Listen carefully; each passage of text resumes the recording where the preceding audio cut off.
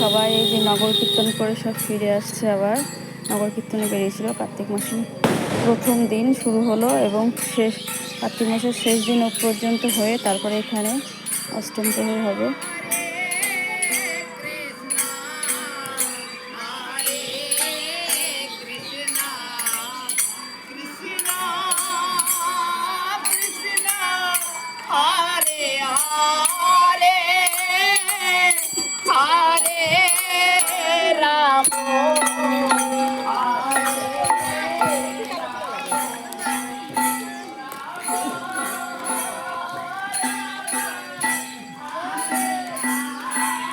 সবাই নগর কীর্তনে আবার এখন শিবাশ্রমের দিকে যাচ্ছে ঘুরে এসে। এই যে বাচ্চা কাচ্চা এখানে বসে আছে।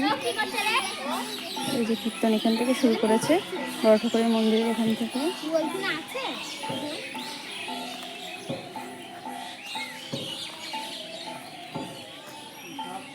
এটা কালী পুজোর প্যান্ডেল হচ্ছে, কালী পুজো।